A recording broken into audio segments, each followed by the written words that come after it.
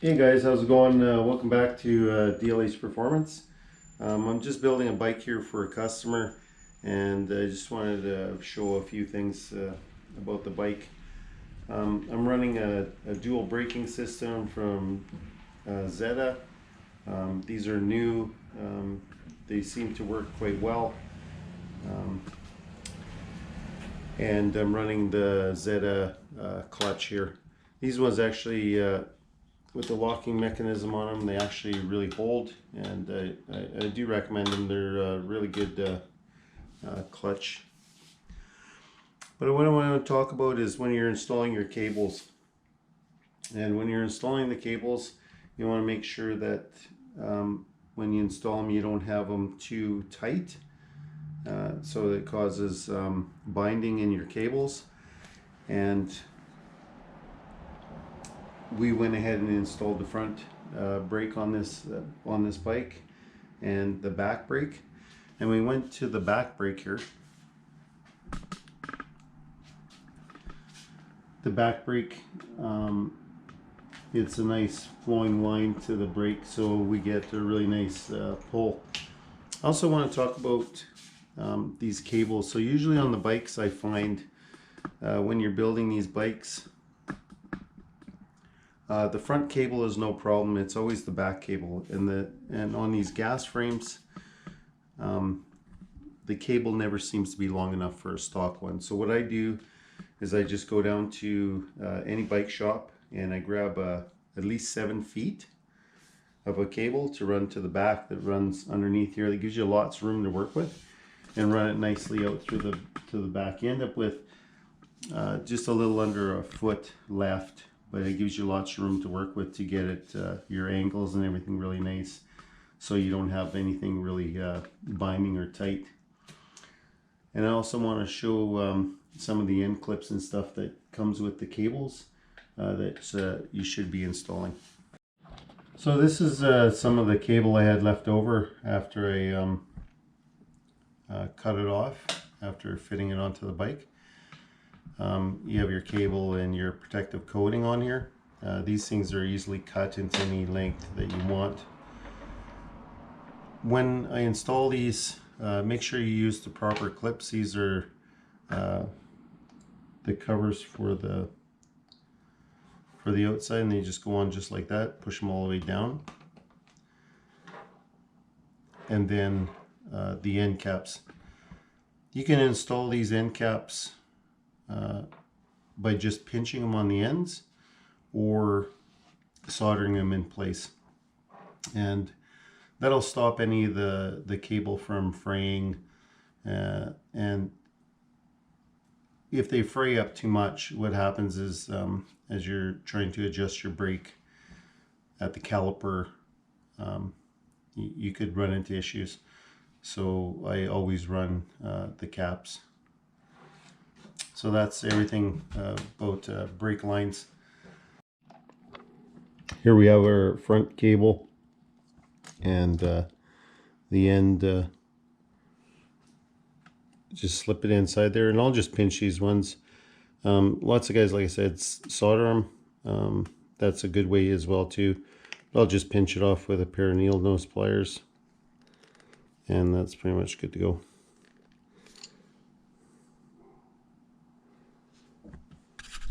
And I just want to talk a bit about a problem I had with Petcocks. Now, when you install these onto your new gas frame,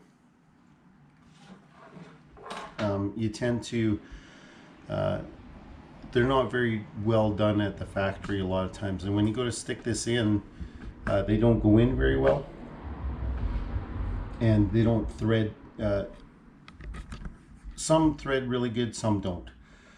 So, and some you're forcing. So to get away without forcing in your Petcock, because it's so important not to damage this, and if you damage it, then you're going to have a lot of problems. So what I do to get away from damaging these Petcocks when you install them into the frames is, what I'll do is I'll take a thread gauge and I'll look at the threads. And what I'll do is I'll find the right one, and this one happens to be a 125. So they have to sit in there like perfectly, and you'll be able to tell if it's not sitting in there right flush with your thread. So that's how you use one of these thread gauges, and I'll just show you a different size one, and we'll see the difference if I can get it out. Yeah, so this was, we'll just try a 1. So I was using a 125. That's what this thread is, and it doesn't quite sit in there, if you can see it. It doesn't quite sit in there properly. Okay, so once you've determined your thread size, and once you determine your thread size, and the reason why you want to know your thread size is what I'll do is I'll take a die and I'll run it over it. So that's how you can find out what type of die you need to run over top of your Petcock to make sure that these threads are in good condition. Or just say you've started it and it's started to cross thread, you can stop it right away, put a die onto it, and fix the problem. So now that we know what thread pitch it is, it's a 125, and again it fits in there perfectly in with the threads. Then what we'll do is we need to know the diameter of this so that we can select the right die. So we'll just take a micrometer and we'll just quickly measure it, and it's showing it's 10. It's 10 millimeters. So we know that the diameter is 10 millimeters, and the thread pitch is 125. So we'll go find a die now that's a 10 mil, that's a 125. So here's the die, and I went and selected a 10 millimeter by 125. And what you do is you look inside your die and you'll see a spot that's just starting to thread, where it's not, where it's kind of angled. At the top of it, it has the sharp cutting edges here. So you want to start it on where it's transitioning in, and that's the starter side. And you can thread it on by hand. I've already worked this one. Sometimes they're just a little bit difficult, and what you can do is just use a wrench on there, or your and just get it to work down the threads. When you put it on there, you can also put just a little bit of lubrication, like a cutting oil, and just work it back and forth. And what that does is you cut, you remove the material, you cut, remove, and you keep turning it down until your threads are nice and clean. And this one's been done already, like I said, so it's the threads are been cleaned up, and they're nice, and that should go into the frame really good. If, like I said, if you've cross-threaded it just slightly on a couple threads, these dies, I highly recommend you have a die set for any work that you're doing on these motorized bikes, because these are really handy, and you can repair threads with them as long as you know what thread you're using it. Okay, so that Petcock is cleaned up and ready to go before I install it. And then what I'll do is I'll get a tap.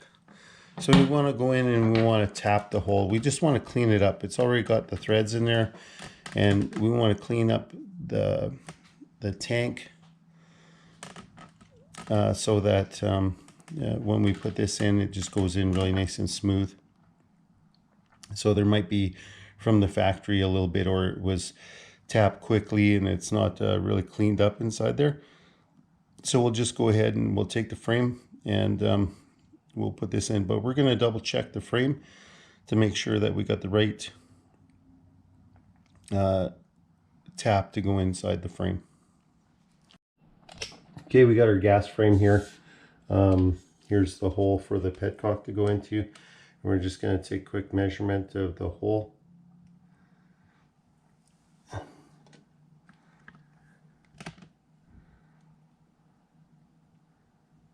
And it's 10 millimeters. So we'll take our tap now, and we'll put a little bit of lubrication on here. I put some on my die, and then we'll just hand feed it into there just to get it kind of started. And then we'll just slowly take one of these tools if it's hard, and we'll just keep working it. Keep working it in.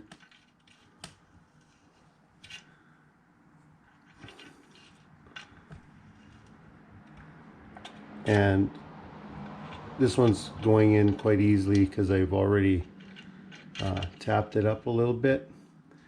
But same motion with as you do with dies with taps.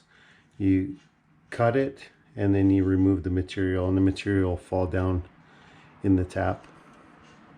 These ones aren't through holes. There's different types of taps. This one pulls the material out this way. So you shouldn't get a bunch of cuttings inside your tank. So we'll just keep working this, and once we've gotten it to where we want it, so it's nice and smooth, keep working it back and forth in. So cut, remove the material, cut, and we'll just keep going. Cut, remove the material, cut, just keep going until the thread is nice and clear. Once it's nice and clear, you should be able to just remove this out. You should be able to just take it straight out. You can work it back and forth if you'd like to clear the threads. But once we've gotten it all nice and cleared up, we should be able to take our petcock like this, put it into our bike frame,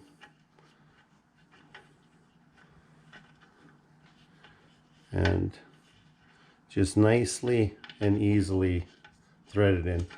These petcocks have a gasket here as well, so we want that so that it just nicely goes in there and it'll seal itself with the gasket, with the rubber gasket there, and that's basically how we want our petcocks. So they go in nice and easy. We're not forcing them in, and it seals up with the rubber seal. Now, if you're concerned about any kind of shavings that you might have pushed into the tank, just go ahead and fill up your tank and swoosh it around. Cover this hole with a piece of tape, electrical tape, duct tape, whatever we got. Or if you have a 10 by 125 bolt, you could just put that in there as a plug. I wouldn't suggest doing it with your petcock because you have a filter on it and you might get in there. So I just put a bolt into it or a piece of tape in it. Put a little bit of fuel into your tank, turn it upside down, shake it around a little bit, pour it out, put a little bit more fuel into it, shake it around, pour it out. By then you should have it all cleared, and any other small debris that you might have, your petcock filter will take care of that. So there you have it. There's a couple tips when you're installing these into a new bike frame. And I hope that helps out. And until next time, like, share, and subscribe, and we'll see you guys.